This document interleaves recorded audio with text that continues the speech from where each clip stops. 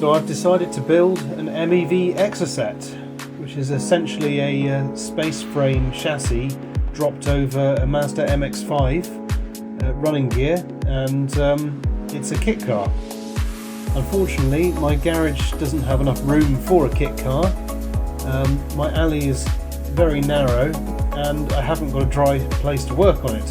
So my first challenge was to build a dry carport that I can use to build the project.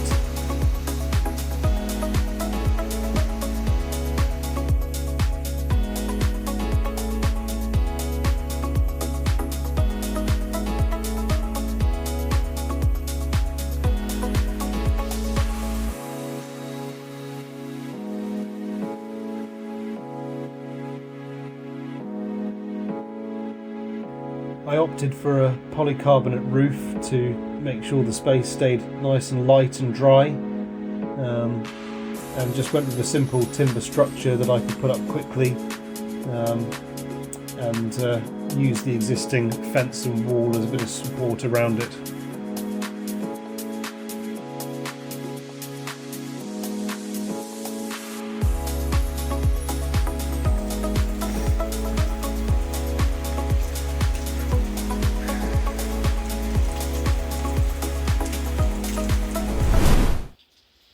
I think I'm going to have to call it there for a day because my drill has decided it's got too much water in it to work, unfortunately. So I might just have to put a pallet on top and hope it doesn't all blow away. Fingers crossed.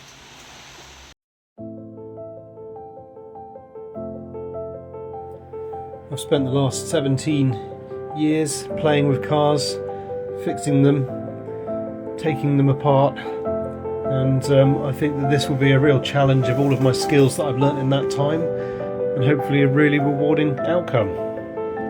I hope to one day be able to turbocharge the car as well, and but that's probably going to be a longer term task. First things first is to get it all together, running, and get it IVA'd.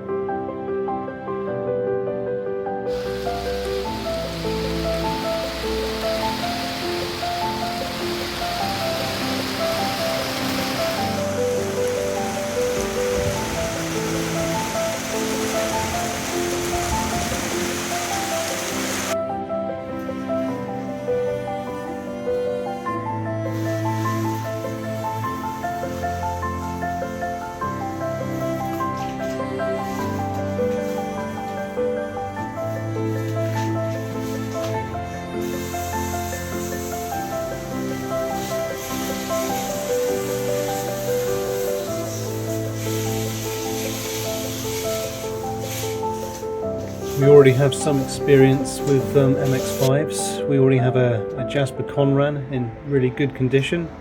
Had a lot of welding done, all polybushed, powder coated underneath. Unfortunately, it does still have a leak at the moment, so it's partly out being dried in the garage. But I think I found the source of the leak around the header seal, so we'll sort that soon. So this is the space all ready now. Just needs to add some lights. I'm already looking into some options to do that with some second-hand lights and second-hand parts and our next door electrician friend, and see if we can get it illuminated nicely soon. Right, so last night I went and viewed an MX5. Looked in really good condition, a little bit more than I wanted to spend, slightly higher mileage than I was after, 133k, but it all looked pretty clean underneath, didn't really look like it was that corroded. Quite a good example, but they wanted $1,000 for it.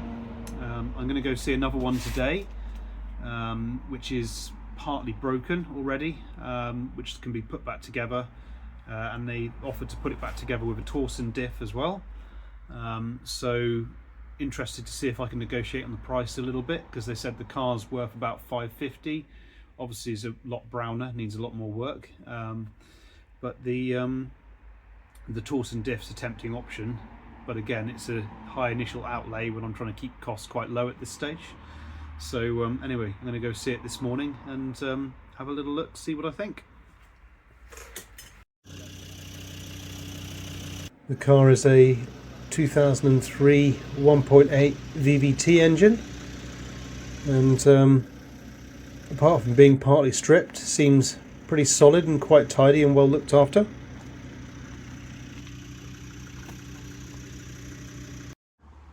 And we have light.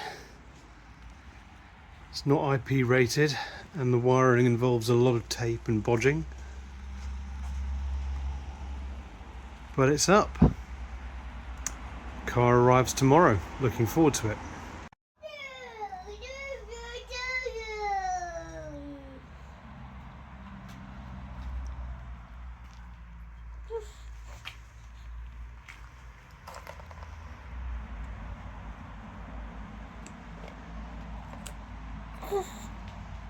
Oh, thank you.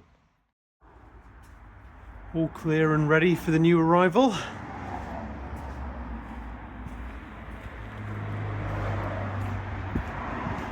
I've checked the width at the gate. I think I should have about 10 to 20 mil spare to get the car through, but I might have to take the wing mirrors off, and if I need a bit more room, the front wings as well. But I think I'm going to need a spotter to help get up, because climbing in and out of the car is going to be a little bit impractical to do it. But we'll deal with that when we get there.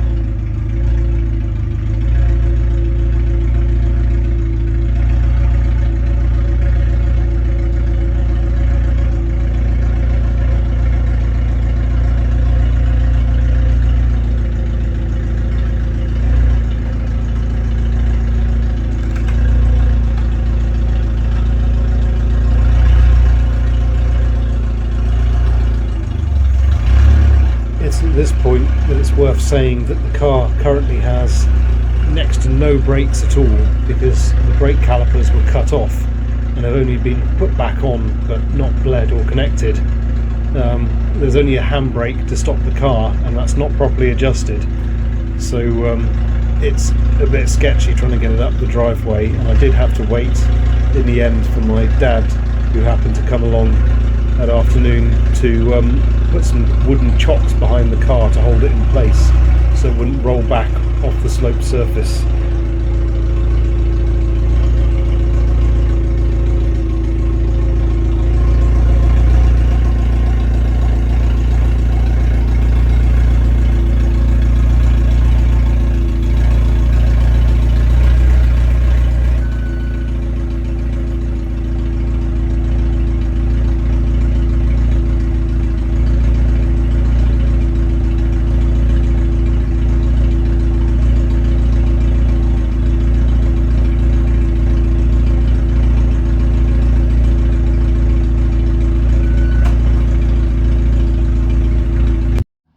Here she is. All arrived safely. Fits nicely under the carport. Exhaust on top. And Torsen in the boot with all the shafts to go with it. Should be a good little space to work on it. Now to start taking it to pieces.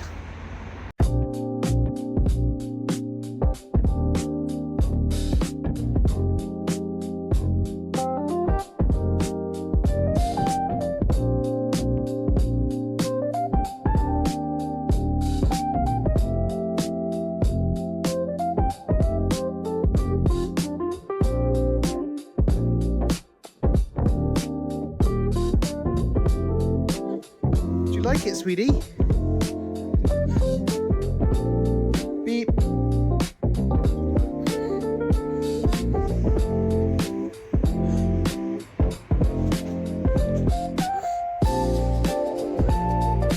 Yeah, that's an exhaust. What do you want? The cake? There you go, have the cake. Oh, you want me to sit next to you? You want to take me for a drive? But there's an exhaust in the way, sweetie.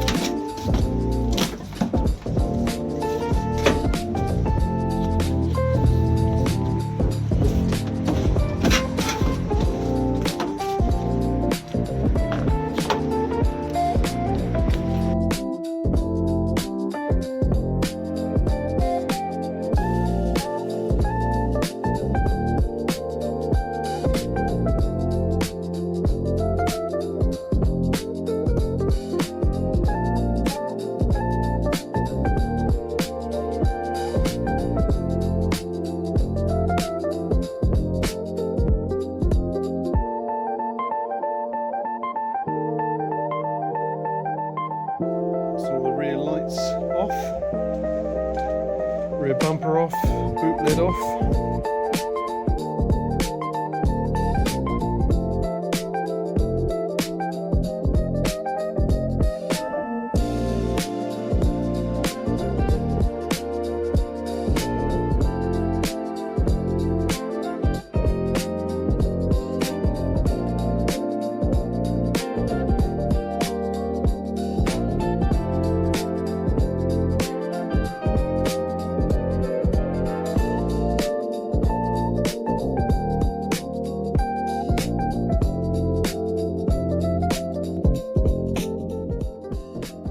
Progress for the first full morning on stripping.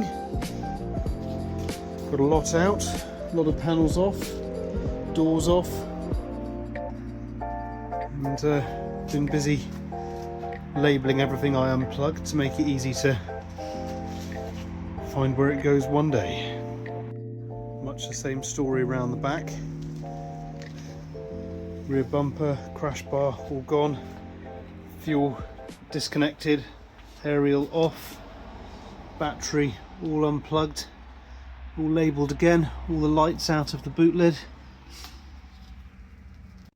So far the only parts with some potential value to them, and the boot seal saved.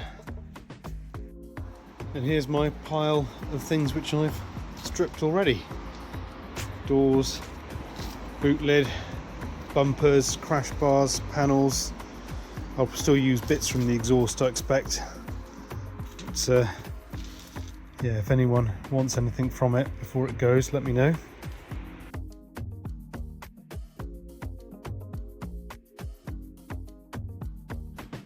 Well, I've made some more progress on the engine bay this morning. Gonna call it a day there because I've just managed to get petrol in my eye, removing a fuel line,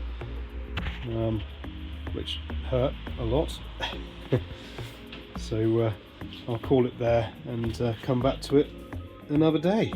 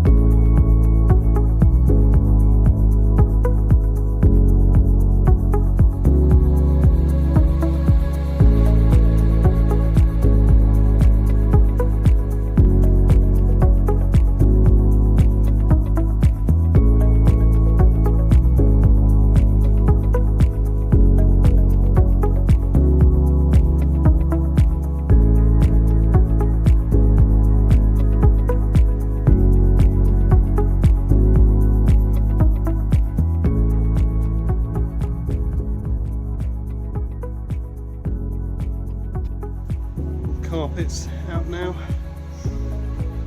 All the wiring inside exposed. Just a few little things left to take out, and then I'll have to disconnect the coolant lines into the back of the heater and drain the coolant all down. But yeah, still got to pull the steering column out. But I've already taken the bolt out and marked it for alignment so that I can line it back up again one day. And yeah, got all of the evap system out today. It's all gone. This side of the engine's already clear. So crossing things off the list pretty quick now. It's looking good. This is the first slightly dodgy thing I've come across. Clearly the keys snapped off in the barrel. They've gone to the spare, but instead of getting the old key coded, they've just taped, getting the new key coded, just taping the old one to the receiver. Bit of a bodge, but I suppose it seems to work. I might see if I can sort that out, but it does look like they've broken a few clips, so I'll see what I can do.